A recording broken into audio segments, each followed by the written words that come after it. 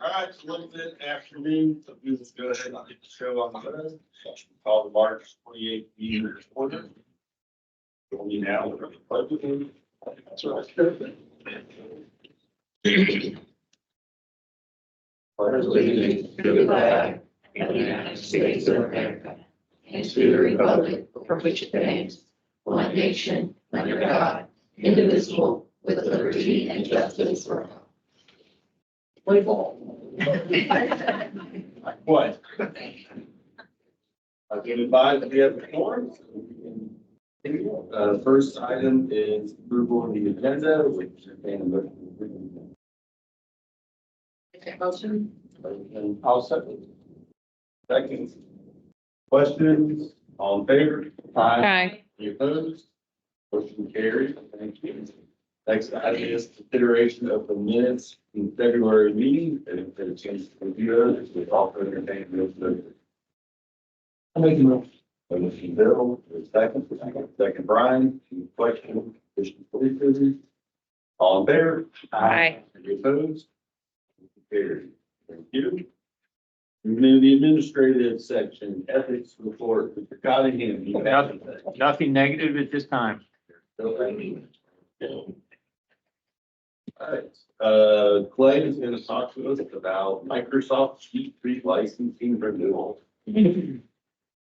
1 second. There it is. You all should have this in front of you as well. I made a change from the package that was sent out in or earlier this week. So anyway, we are coming up on our Microsoft renewal. This is a yearly renewal that we have, but we're just bringing it to your attention as it meets the approach for us to do that. As always, we'll be renewing our E3 license, our endpoints, and our Office 365 licensing, and that's a total. We are a couple of years we have been able to get some grant money from NKADD's insurance grant program, and this year they're giving $300 to cover. I'll make a motion for approval of renewal. Motion Mayor Myers, please second. Second, Dayton. Question, what? All in favor? Aye. Any opposed? Motion carries. Next up, we have Amanda Peters, talking about a purchase with Treadwell data for the Office of Drug Control Policy. Still our thunder, the key here, this is a pass-through purchase. That's the most important part. So today I'm seeking approval for that pass-through purchase to continue our contract. Actually, there's two contracts in here, built into one motion about our software system that we track our care coordination and helpline calls. It's a 3-year contract. And then the additional part of that is that Apricot Social Solutions, our software system, requires that we use a third party called Treadwell Data. And they do offer a customer support package, but if we go on smaller contracts, it's just more effective for us. So I'm seeking approval for an additional $7,200 to build into our package there to provide the reporting, upgrades, and training detail. Very good. Any questions from Amanda? Not with any motion to approve. Sarah, with second. Second, Caroline. All in favor? Aye. Any opposed? Motion carries. Thank you. Sarah is here to talk to us about some new board appointments. Okay, so I have a question first. We have a microphone and we haven't used it in the past, but we can. And so sometimes people can't hear, maybe you can't hear everybody, you can hear some people. So I would just be interested to know, would you like us to use the microphone? Now, next month, our new system is getting installed and we'll never have to use it again. So it's really just for today. Any thoughts? What'd you say? You want me to use the microphone? You good? Okay. I'll do it. First and last. Okay. So That's right. it is my pleasure to work with our fiscal court as they appoint citizen members to this board. And citizen members bring so much to our board because they're able to bring their own expertise, whether it's in legal matters or in business. And so today, normally these kind of come maybe one at a time, but today we have 3 citizen appointments. Now, if you look at the online version I sent, unfortunately, there's a slight typo. The printed version should be corrected. Boone County Fiscal Court has appointed Marie Schenkel, who is here, and she comes to us with a wealth of financial expertise. And so very happy to have her. And Lindsay Brexton with Northern Kentucky Water District is a Kenton appointee, as is Brittany King. So Kenton County is appointed 2, they had 2 vacancies, Boone, just 1 vacancy. And we are excited and hope that the board will approve these wonderful additions to our board. Make that motion. Second. Motion and a second. Last chance to get out. Door's locked. Aye. Any opposed? Motion carries. Welcome to the board. Thank Thank you. Be willing to serve. Thank you, Tara. Financial reports. Oh, Spiro. Afternoon, everybody. Your packet was the financial report statements. We'll go over those here. So I'm going to be reporting through January 31st. Ideally, we should be about 58% expended. I'll explain some differences here in a second. We look at through January 31st, we have received $22 million in revenue. And if we compare that is 85% of our expected revenue at this point in time. 58% is coming from funding sources, 19% is coming from federal sources, and then other and local is about 21%. So if we look at some figures, when we scroll to the bottom, our cash balance is $5.1 million. And that's actually 150% increase this time last year. And the reason why that's such a large increase, because we received $1 million from the state of Kentucky for opioid abatement funds, which I'll explain those in my highlight on the next slide. So just want to give that explanation on that. The accounts receivable balance is at $2.2 million. That's about a 48% increase from this time last year. Our accounts payable balance is at $295,000, and that is a 27% decrease from this time last year. As I mentioned, the financial spotlight for this month is the Kentucky Opioid Abatement Award. Basically, what this is a 18-month initiative to expand opportunities for health and recovery for persons using opioid use disorder or any co-occurring substance use disorder for mental health issues in Boone, Campbell, Grant, and Kenton counties. Some of the goals of this initiative is to provide immediate and ongoing support from acute to sustainable recovery by building and maintaining collaborative partnerships. It's also to enhance and expand opportunities for health and recovery for persons with opioid use disorder or mental health issue. And it's also to expand diversion opportunities and reentry support through employment opportunities. So we received $1 million from the state of Kentucky to do these for this initiative. And our partners in this initiative are the St. Elizabeth Healthcare, Sun Behavioral Health, Life Learning Center, and the Office of Policy. Anybody have any questions on this initiative that just got funded in June? And the last part of the report is just an overall consolidated view. Like I said, we received $22 million of funding thus far. Just shy of $18 million of expenses with an excess funds of $4 million, $1 million of that being the opioid abatement funds. We are exceeding our budgeted revenue and exceeding our total expense. Anybody have any questions for me on the financial report? Claims, if not, entertain a motion to approve funding. So moved. We have a second. Laura? All in favor? Aye. Opposed? Motion carries. Thank you, Lance. And now you're to talk to us about a cost allocation plan, which is required by federal funders.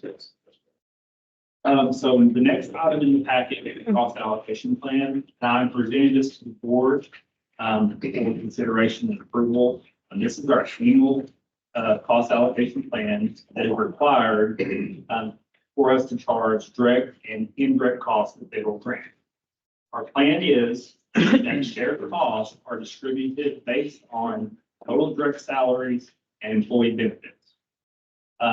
For those that don't know, shared costs are things like utilities, audit fees, internet, administrative staffing, that can be shared amongst all the other grants. Just to put it in perspective, the total shared expense percentage for FY 23 was about 17%. So if you think about that, all of our grants are getting, are paying 17% for shared expenses. So in theory, if the expense is lower, then that is more direct funding that these programs can provide. That's more service. So we try to keep our indirect costs as low as we can so we can provide more service. Hope everybody was able to review this plan. It's no change from last year, and since, as far as I know, previous years have had changed. Does anybody have any questions on the plan? Lance. Now we're going to motion to approve our cost allocation. Consider it second. I'll second. Thank you, Mayor. All in favor? Aye. Any opposed? Motion carries. Thank you, sir. All right. One thing I wanted to talk about with the group is we have many outstanding women amongst us, but one in particular is here next to me. And also, Angie James hiding back there. And that award ceremony is the same time as the day board meeting. And I don't think we should make Tara come to the board meeting. It's bad. Nor would you want me to run a board meeting without Tara. What I want to propose and talk to the group is moving that meeting time, the same date, which is May 23rd, to 9 a.m. Boarding rep will be 9 to 10. Tara needs to go over to Turfway at 10:30 so that she's over there. Anyone else who wants to attend that event or your company wants to buy a table, that would be available to you as well. So is there any objection to moving the May 23rd board meeting to 9 a.m.? The good news is it's just right at Turfway, so if you did want to go to both events. Not hearing any. I'll make a motion, we change the May 23rd meeting to 9 a.m. Thank you, Mayor. Second, Bill. Any questions? All in favor? Aye. Any opposed? Motion carries. And congratulations. I guess, yeah, so the North Kentucky Chamber of Commerce has outstanding, Of Northern Kentucky. Outstanding women of Northern Kentucky. And everybody's one of the recipients this year, so they're just sent at Turfway. And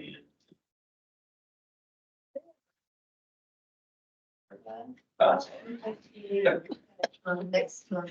Love being called a Sherpa. And anyway, so We're going to take 5 minutes at our meeting next time, hopefully, and present her. We have some things to present to her, so. That's outstanding. Did you hear that, Pat? You need a microphone? Very good. Congratulations. Congrats, Tara. Thank you, everyone, for being flexible on that scheduling. That's good event. All right, moving into programmatic items. Jeff Elan, will you give us an update on Safe Streets for All, regional transportation plans and. Afternoon. I just wanted to take a few minutes to go over a couple of things we've been working on here. First, the Safe Streets for All plan. This is, we have applied and received a Safe Streets for All grant for 7 of the Northern Kentucky counties. Last, in May 22. The grant is so we can put together a safety action plan. Low cost safety projects on county roads in the region. So currently, where we are in this, with the money from the grant, we've purchased iPad minis and also Esri licenses. So what we're going to do with that, once the licenses come in, we're going to upload those to the iPads. Our GIS person here, Jeff Burt, myself, along with some other designated county personnel that we've identified. We're going to go through a training through the Kentucky Transportation Center, okay? And this is going to allow us to go out and drive the county roads and collect data on what needs to be done for low-cost safety updates on these roads. And once we have that, that will eventually go into the safety action plan. And then once the plan is actually created, we'll be able to apply for implementation grants. And the region, or you can break it down out there, county.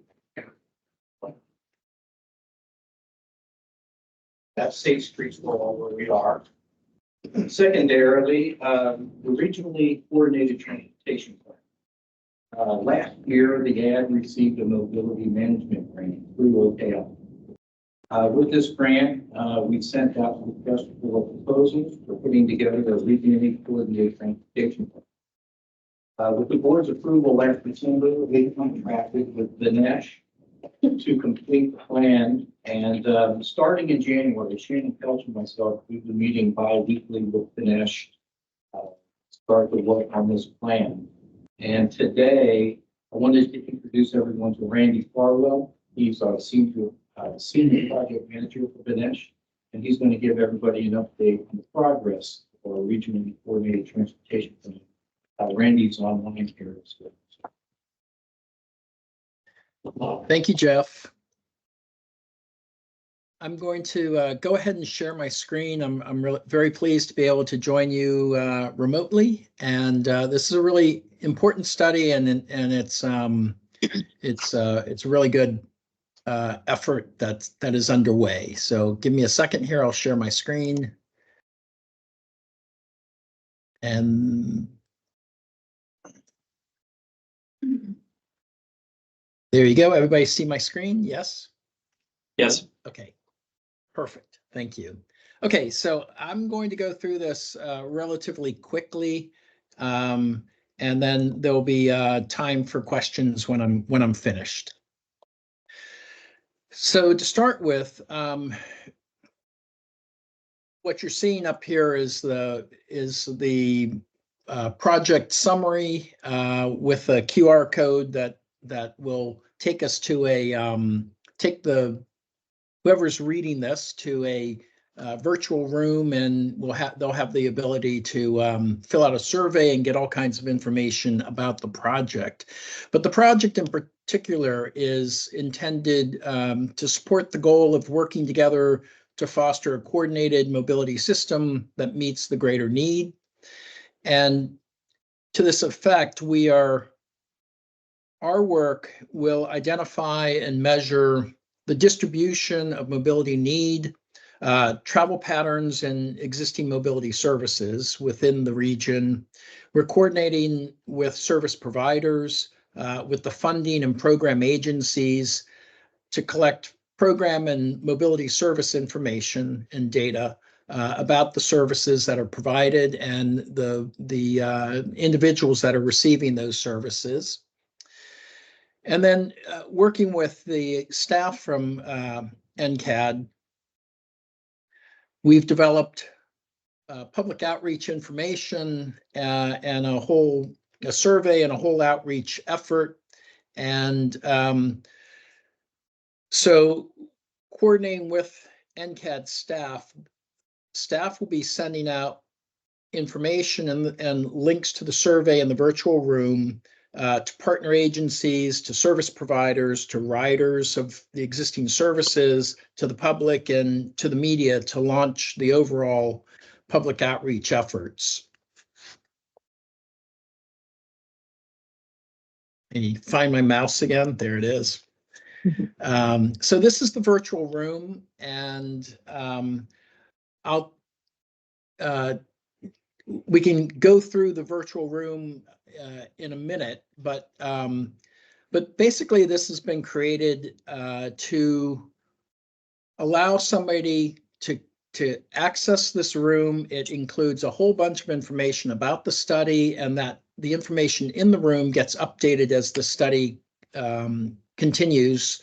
So through the duration of the study. It also, when somebody, this would be a link that somebody gets in an email or text blast or via a Facebook page, or one of the brochures.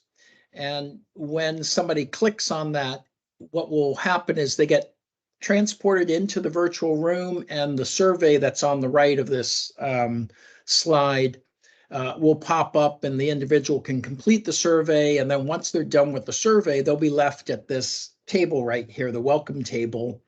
And they can sign in, they can submit comments, and then they can move around the room and look at the information that's available and read the reports that have already been provided, as well as future reports that will be submitted.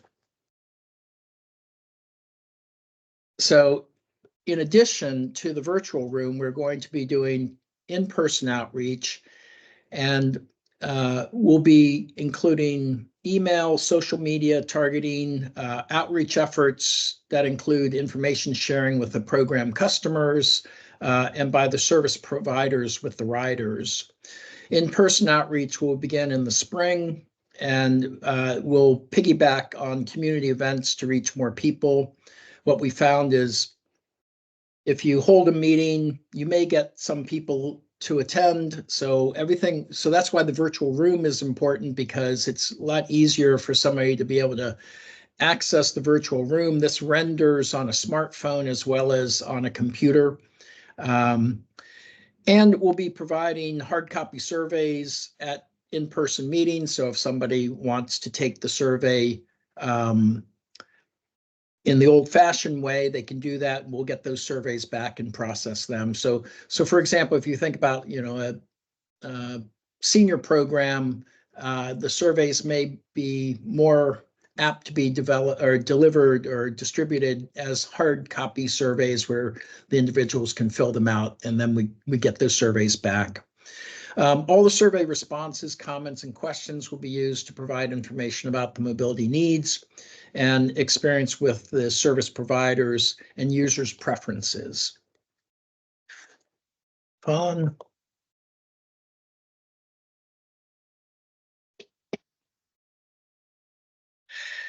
And then in terms of the mobility concepts that we'll be developing, we'll start with the market analysis.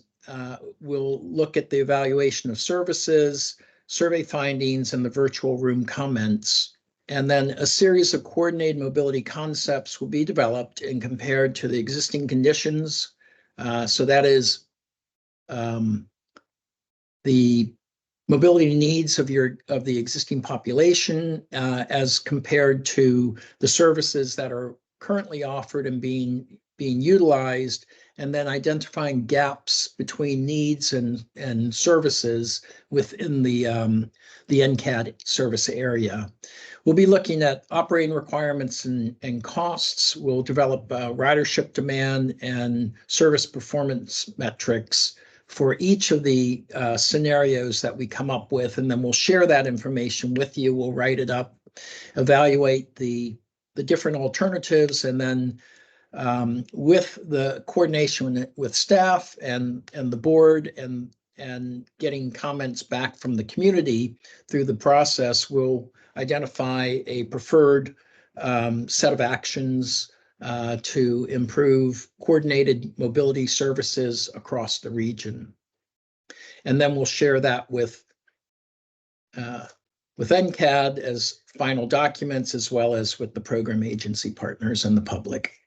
And with that, I'm happy to take questions, and I can put see if I can pull up the survey. Let me go back to the survey. So this is going to pop up in a different page, and then I'm just going to pull that in.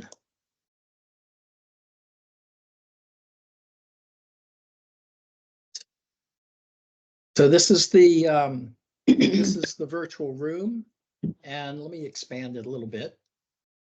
And I won't take long. I'm just going to try to give you a sample of what this looks like. So as I said, it pops up immediately with the survey, and somebody can go through and fill out the survey. And this is really a great tool because it integrates mapping with it. So now for me, my settings, computer settings are set to track where I am. And it may be that my wife set them up that way or something, I don't know. But we have geo-fenced this. So if you are in the NKADD service area, that's where where the geo-fencing, the mapping is focused on. I'm not in the NKADD area, so it would it's going to find me in Jacksonville, Florida. So I have the option to use a map. And if I click on that, I can use a map, and then see it's telling me that that it's going to try to track me down here. But I'm just going to put in here, say, let's do Florence. If I can spell. See, even if I can't spell it, it does it. I'll just click. You don't have to. You don't get those pop-ups if you're in the service area. So it pops you right in there, and then I can zoom in, or I could go in and move if I have an address. I can type it in there. I also had the option to go in and type the address in which case you don't get into the mapping at all. So I could just put in my home address, and it will be captured in the data, and then we use that. It's anonymized. We don't know who the person is, but we do want the locational information. Then there are a series of questions that we ask, and then included in the questions are some other mapping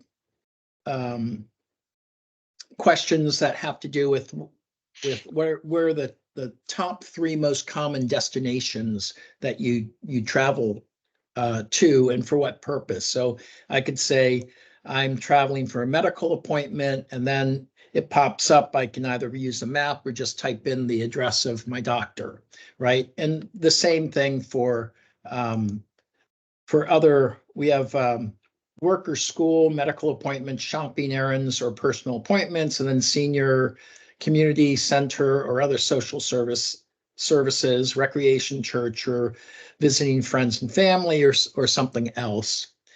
And then we ask other questions that have to do with their travel needs and mobility needs. And we also ask about program recipients. So if somebody is a senior and they're engaged in senior programs, or if if I'm a veteran and I'm receiving veterans benefits and I need veteran medical care, or anything like that, we're capturing that information, and then we're able to use that to better assess the mobility needs and who's riding and where they need to go.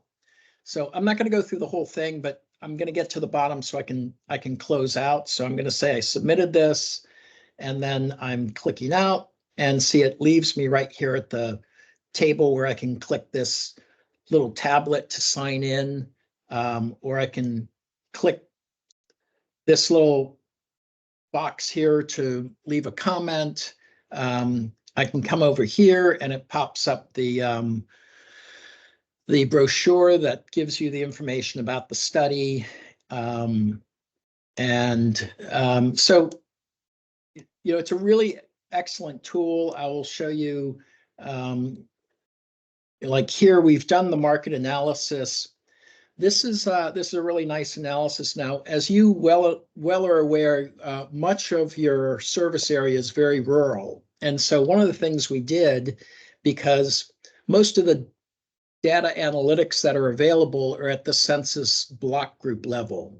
And so what we did was we used some analytical methods in GIS to take the block group level data characteristics and project those back onto the actual census block level. Now, the census block level is a much smaller level of aggregation. It's, you know, a smaller area.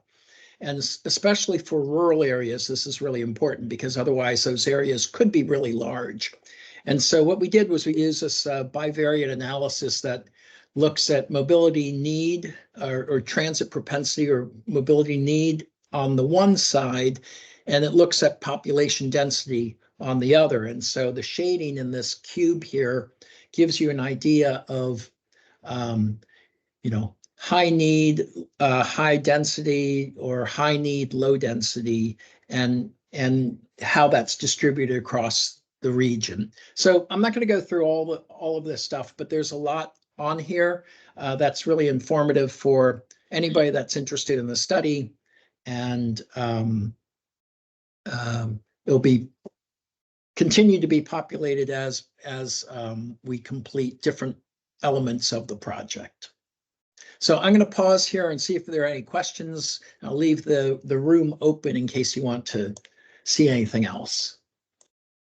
Oh, yes, it is branded with NKADD. So.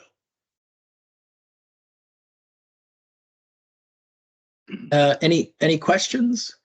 Oh, what's the timetable on this? So we're trying to have the study completed by I think it's in September, if I remember correctly. And the next step here is we are in the process of, we've done the market analysis and the service area characteristics. We have been put in contact with the service providers, and we're working with staff to work with your partner agencies. Now, we also know that OKI also has a study out right now, and DOT has a study out right now.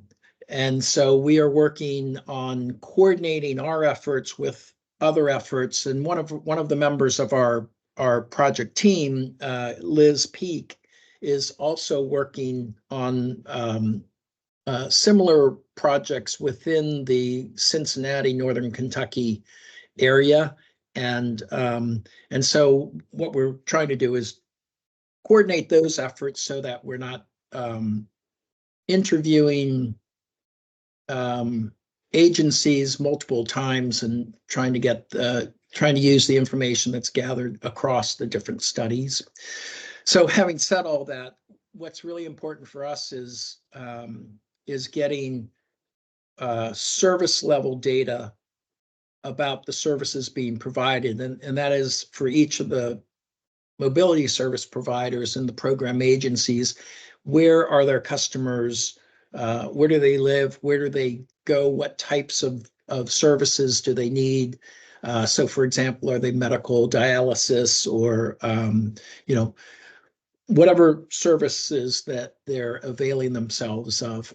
And then we use that information to identify volumes of travel across the region. And that helps us then put together these concepts for mobility that will help better serve the specific needs of the individuals across the different communities within the NKADD area, and try to do that more cost effectively and more focused on the customer's needs. So to answer your question, that's the piece we're in right now. In the spring, we'll be going out with more in-person outreach, and we want to time that so that we have some of these concepts ready when we go and do the in-person outreach, because when you do that, you get better responses from agencies and people. So hopefully that answers your question. I know there's a long answer. My question for you, is this going to be developed and given to Tank also, or work with Tank in the front three counties? Tank is included in here, and we did a study for tank a few years ago that looked at redesigning their services. So what we are looking at the transit network and their paratransit services.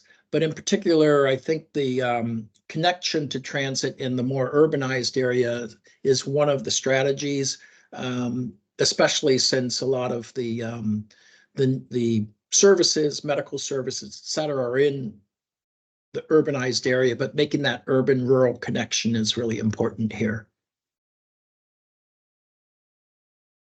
Questions, everyone? Do you have any other questions? Good. Thank you very much. And we encourage participation in the plan. Thank you. Very good. Thank you so much. I appreciate it. Eric, update on the revolving loan fund.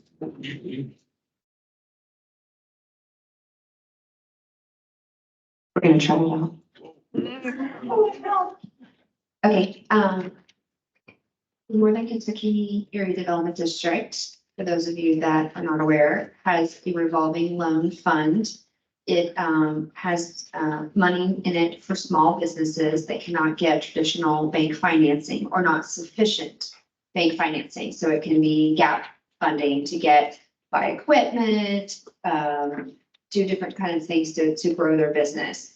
And so that loan fund, we have it through a initial grant from the Economic Development Administration, which is a federal entity. The first grant that we received revolved many times and actually has now been defederalized because we've had it for so long and it's no longer, we no longer have to report too much to EDA about it.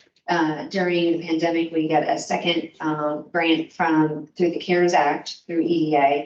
And so that one continues to revolve and is relatively new. And Mayor Hamburg is the chair of that group. And so we appreciate his leadership and those of all the revolving loan fund committee members who we get together, a group of people who are really tied to this kind of work. So bankers, finance folks, small business owners, and others, real estate person. I think at the moment, we try to always have an attorney. So people who can help us make informed decisions about the underwriting of these loans. And so we, a while back, had a resignation. A long-term member from Campbell County had stepped away, Diane Girding. She used to own Fantasy and Frosting, if you all are familiar with that business. They were Mama Street.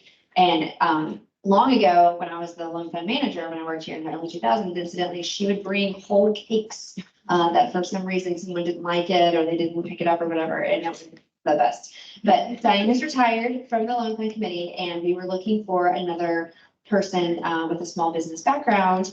And Mayor Hamburg brought to our attention Rachel Strunk, and that was the addition that was here on the table. And Strunk is a vice president and regional sales director with Republic Bank. But she is also a part of her family business, Green Design Flooring. And so she really brings both sets of expertise that we often need on the loan fund. And so we bring to you today a request to approve Ms. Rachel Strunk as a member of the revolving loan fund committee. I'll make the motion. Amber, do we have a second? Second. Is there any questions for Sarah? All in favor? Aye. Any opposed? Motion carried. We have a very special presenter for the next one. Pat Rafferty is going to talk to us about the area aging plan update. Yeah. It's out of town. That's the chair.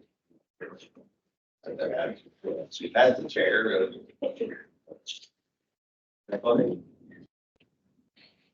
Use that mic. Yeah, that's what I was thinking. So everybody okay.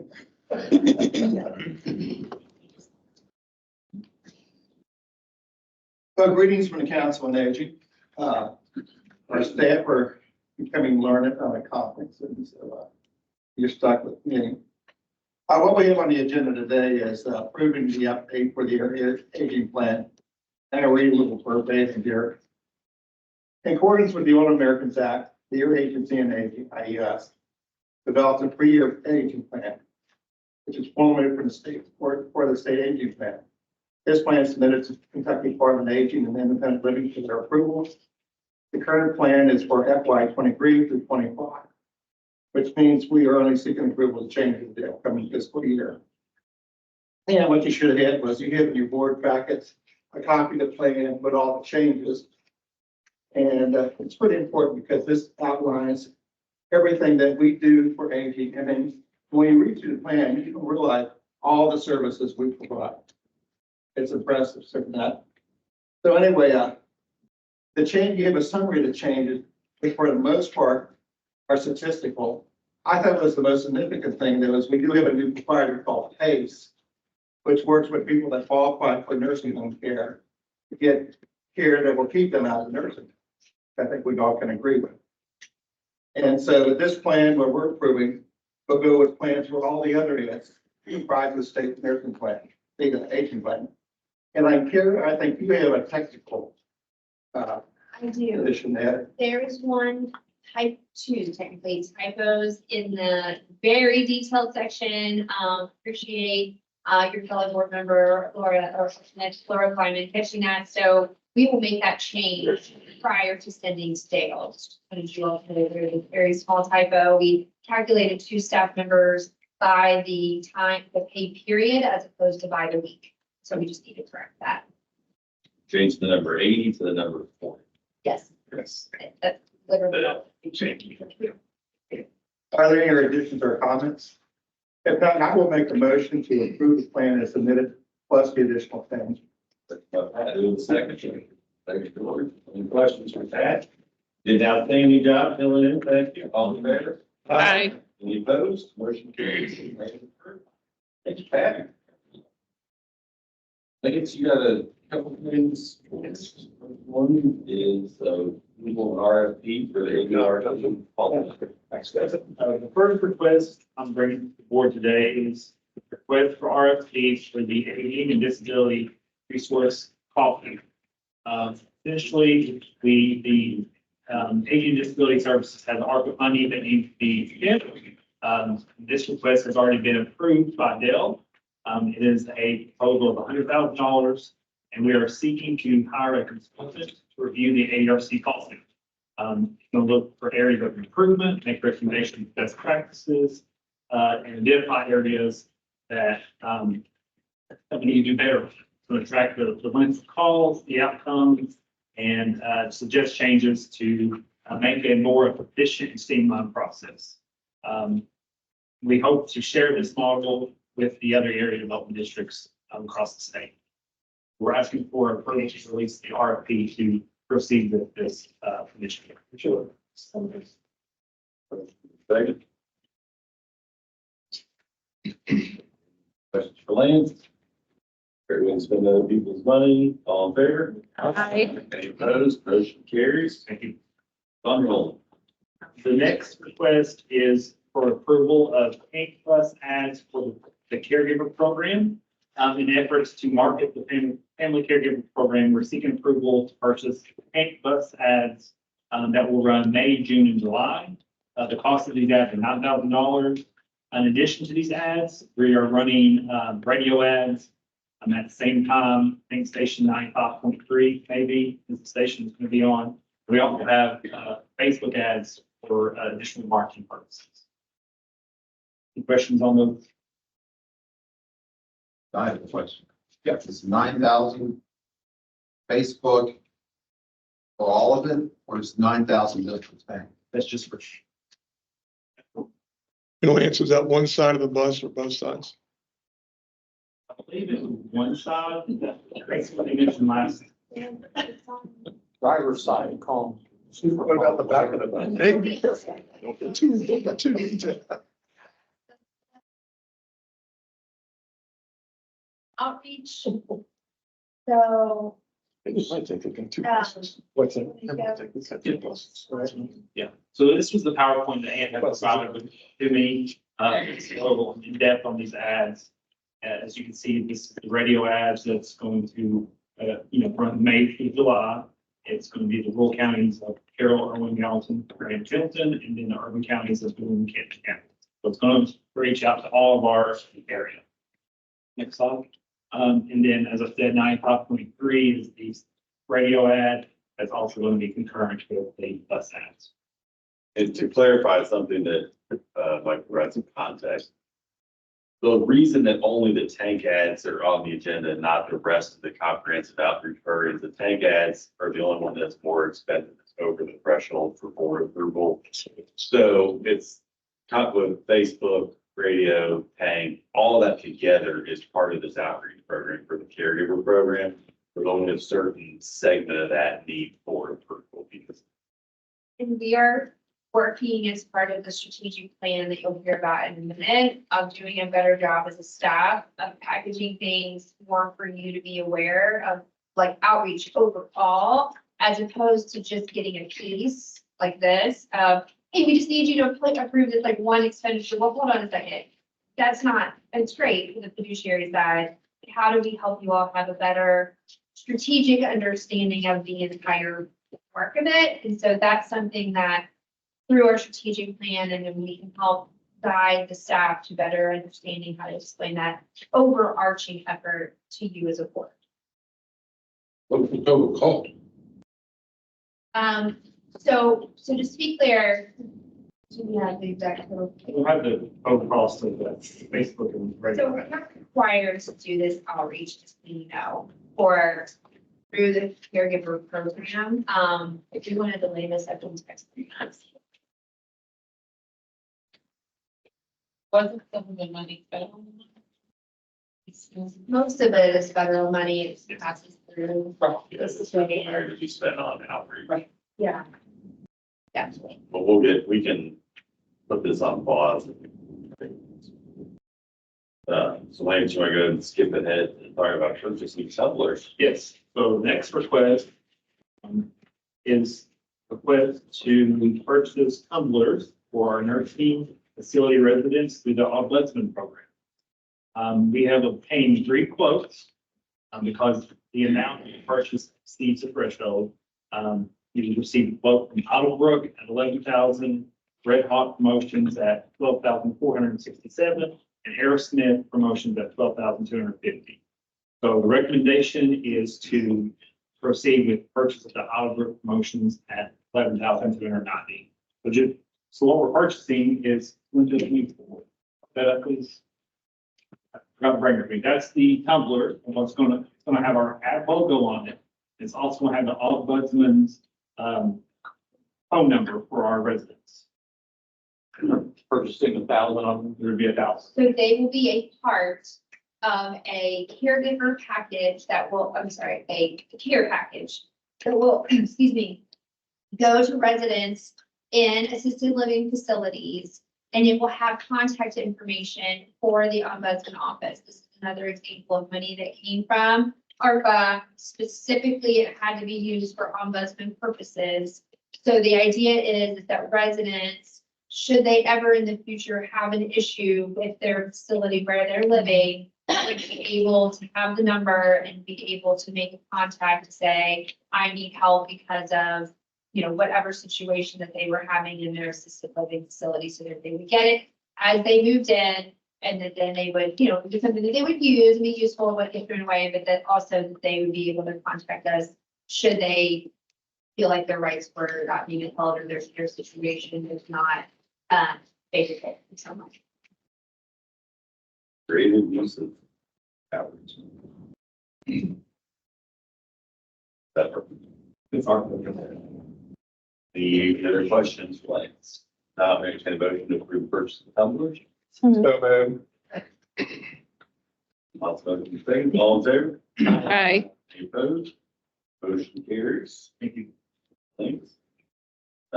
Corey, you want to go and talk to us about, workforce interlocal, and then we'll come back to the outreach.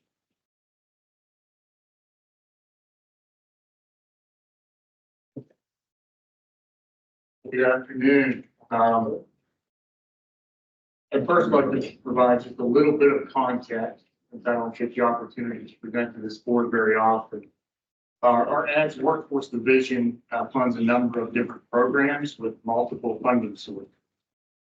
Our largest is WIOA, the Workforce Innovation Opportunity Act. We use those dollars that come from the Department of Labor. So we deliver a lot of workforce services through our network of Kentucky Career Centers. We also administer a program called Employment Connections.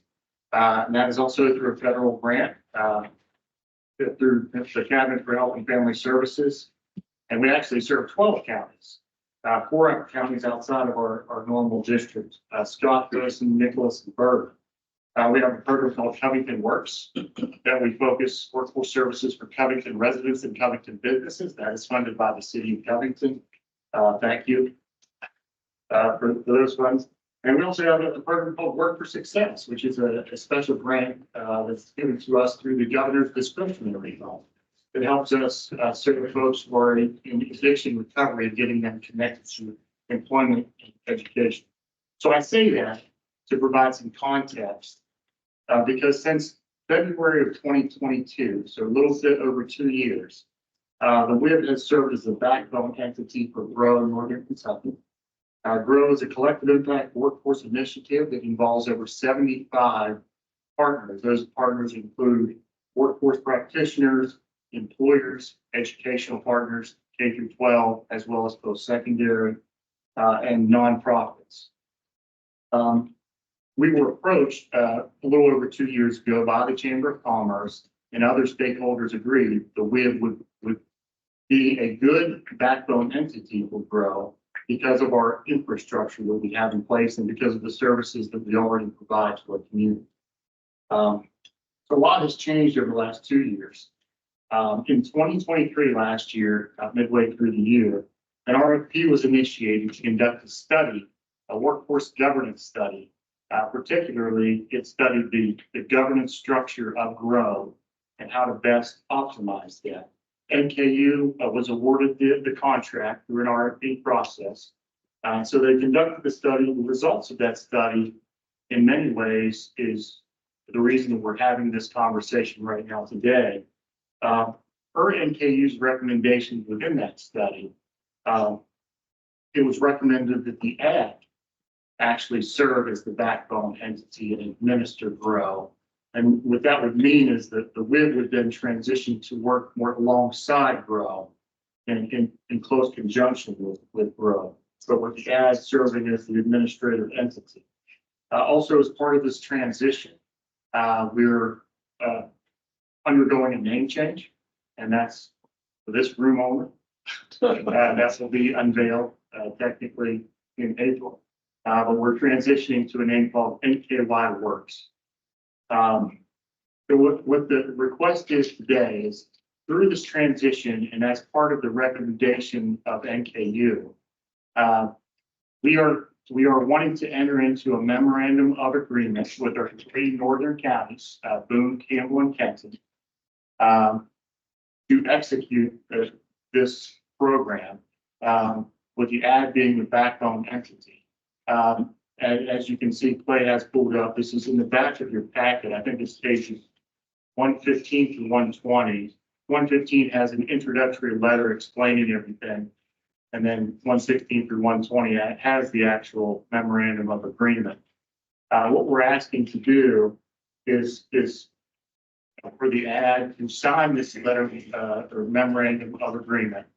Not all 3 counties have signed yet, but those are in process. I understand Kenton County just signed earlier this week. This would not be an expenditure of funds, so that's not what we're requesting. We're essentially requesting that we enter into this agreement with our 3 counties, which will basically enable us to have a well-coordinated approach to serve our employers, especially in the 3 counties. But what that also does is enable the board, the WIB board, to focus more attention on our 8 counties to better administer workforce services for our job seekers and employers in all 8 counties. One more thing I wanted to mention. I think we're all very aware and I think for the most part, very happy with how the Office of Drug Control policy is going. So this model would be very similar to the Northern Kentucky Office of Drug Control Policy and how that's set up. So I guess what we're asking for is for the motion for the add to enter into this memorandum of understanding with the counties of Boone, Campbell, and Kenton to serve as the administrative entity for NKADD Works. Very good explanation for you. Don't have any questions for it. Entertain a motion to approve the add entering into this agreement. So do a second. I'll second. Second, Mayor Meyer. Questions for you? All in favor? Aye. Any opposed? Motion carries. Second for it. Very good. Okay, I can address. Okay,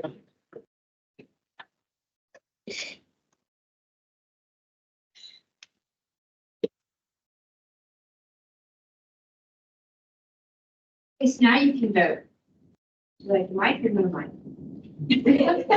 No. No Mike. Okay. You're loud enough. Okay, so I sort of have an answer about the caregiver tank wrap. So here is what I got. ARPA funds are required to be used on the caregiver program, and a portion of them must be used for outreach. So the way the staff outlined it, they did not necessarily spell out this is the entire cost. So unfortunately, I do not have that for you today, which I wish I did for sure. The request to Dale was specifically for the wrap of the bus, which was $9,000. But there is an ongoing effort through the event that we held and that the board approved a couple of months ago for caregivers. There's a new video which I can send out to try to help people understand that we have this program. And so really the whole cost at this moment is $9,000 specifically for the bus wrap. But knowing that we've done billboards and radio ads and geofenced Facebook ads throughout the entire 8-county region. And it's my understanding we offer transportation for those further afield to get to the caregiver event. So I'll keep working with the staff to understand that that you guys need more context. But for now, the whole cost as it was presented today was $9,000. But the outreach is a requirement because we want grandparents to know about the grandparent program, and we want caregiver people. I was thinking, like, I don't even know what is a caregiver. A caregiver, is like people like my parents who had my grandmother living with them for like 2 years, right? They didn't see themselves as caregivers. They saw themselves as children who were caring for a mother who had dementia. But caregiver, that's what we mean. We mean people who are, whether it's a spouse, a parent, a family member of some sort, that they are either in their home or they don't have to necessarily be in their home, but they're spending enough time caring for this person that they need assistance. And by the way, the program can pay for that person to get respite. So maybe they can go to the grocery store or go to the doctor by themselves. But we are not fully using all the resources that we have for that program because we don't know about it. And so that's why we keep coming back to you and say, hey, we need to spend more money to let people know that this exists, because we know as our population is aging, we know people are dealing with the situation every single day. I know tons of our staff here are spending time preparing meals, taking people to care appointments and so forth. So that's what the point of the outreach is, to let people know that we have. That helps. That sufficient information for someone to make a vote. Right now, motion, just the wrap is the only thing that, I'll make the motion, we approve the $9,000. I'll second. Second. Yeah, and I asked the question about the both sides, because I remember Ann had about I guess it was 2 board meetings ago that she's doing an ad with Tank, and I can't remember if it was, I think it was involving one side. I forget the cost of that. That's why I asked that question. Gotcha. Yeah, it's a good question. And I think part of what I'm about to talk about with our strategic plan That's okay. and being more holistic about communication, I think will hopefully as a staff, better address some of these challenges in the future. You're saying a wrap, aren't you saying entire bus going to be wrapped? I think you can just do that. You can just do that for wraps. I believe that. You can. You know, that's the thing, you know, I'm looking at buses, I'm just thinking, I ride buses, used to. I don't know if I ever pay attention to the advertising. Not 100%. I mean. It's when you're stuck in a line. Yeah. It doesn't say Hussman's anymore. I mean, Yes, you can. We have confirmation from staff. Yes, you can wrap half the bus. I mean, I'm fully supportive of the program. You know, like I said, No, it's good. This is now like, what are we doing here? Yeah. Motion is second on the floor. Discussion about bus scrapping. Anything else? Call it all in favor. Aye. Any opposed? Motion carries. That there. Yes, sir. Correct. I know we're a little over. This will be easy. Part one, I said in my agenda that there would be a legislative update. I kind of thought the budget would have maybe come out a little earlier so that I would be able to tell you. I did see and confirm that our joint funding administration dollars, which goes to us supporting all of our communities with the local government services division, in the budget. Woo, that's a good thing. That's a very good thing. We did have in the Senate version of the budget some support for our water and sewer planning in particular, which would have fully funded our contract with KIA, and unfortunately that did not make it into the final version. That doesn't mean that we're like not going to do water planning, just to make sure everybody's aware. It just means that we'll continue doing multiple duties in order to fully fund that position. Not ideal, but we'll keep working on it for future years. And it does look like, as far as I can tell, I'll let you know if I am wrong, it looks like our ombudsman requests for increased funding for that effort, because we do have more folks, you know, living in assisted living facilities. It does look like that was funded as well. So I got the sandwich. We got some good news, bad news, good news. So there you go. That's your legislative update for now. I want to also let you know, we as a staff, Ms. Courtney's helping me, we are, and Katie Jo, we are hoping to have an event June probably, actually kind of digesting the session for you as board members with the Northern Kentucky Caucus to better understand what does all this mean, right? The budget's huge, and we thought, you know, with such a huge proportion of our budget coming from state dollars or federal pass-throughs from the state, it would be helpful for you all and the caucus to understand each other and what all that means. And so, I don't know if we've ever had an event like that before, but we're thinking of having something like that in June. Just to talk about those kinds of wonky details. So stay tuned for that. Hopefully that will be informative to you as a board. And then finally, my other item was the strategic plan. And really just wanted to get this in front of you as a board. You have an entire month to cite sites. If this is not what you were thinking when I said strategic plan several months ago, this is the draft. I highlighted the things in the mission that would be new. There's a lot of things that are just new. I would say, it used to say, it says on the wall out there, the Northern Kentucky Area Development District, it's an NKADD, so I just wrote it out, is a collaboration of local leaders and staff. It used to say educating, and I felt like that was just kind of confusing wording, so I should be supporting. Someone else has recommended engaging, which I think is a nice term. So maybe we'll go with engaging and empowering communities. I added by convening stakeholders, because I think that's a big part of what we do is we get people together and implementing quality services. And so I think we could do a hard stop right there, and that could just be the mission, just that part. But it is nice to add in that we leverage specific areas of expertise, and we've got the whole bullet lid. I added drug control policy because they are here and they weren't on there. And also our finance, compliance, and management team, you know, they're such a huge part of why we're able to do everything that we do and bring in all this funding, you know, because they are the ones that are making sure we're in compliance and, you know, getting all those different funding elements to work together.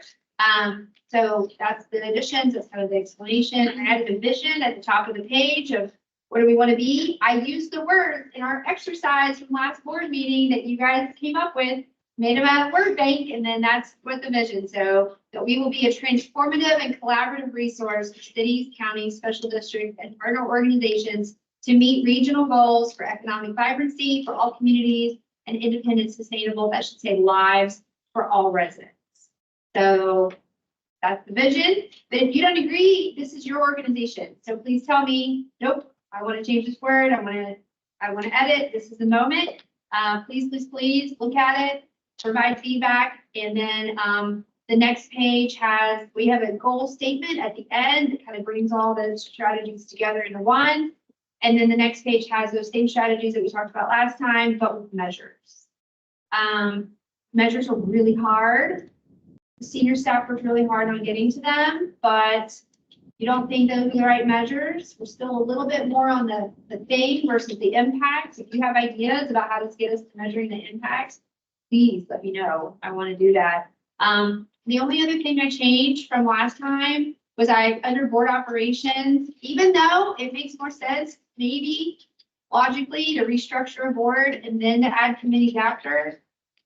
I think we need to try to increase, I want to know why we want to restructure our board. And I think we need a little bit more time before we do that so that we're informed about changing those bylaws. And so I recommend to you that in year one, we develop and implement a very comprehensive board orientation and education program. And then in year two, we establish more educational events and board standing committees to better tie the board and to engagement and understanding of what we're up to. And then in year three, that you come back and reconsider board restructure based on what we've learned for these 2 years of really diving in and saying, what more do you need to know and who needs to be around this table? So that's my proposal to you. That would be the only difference from what I proposed last. You may have any questions. And we're over.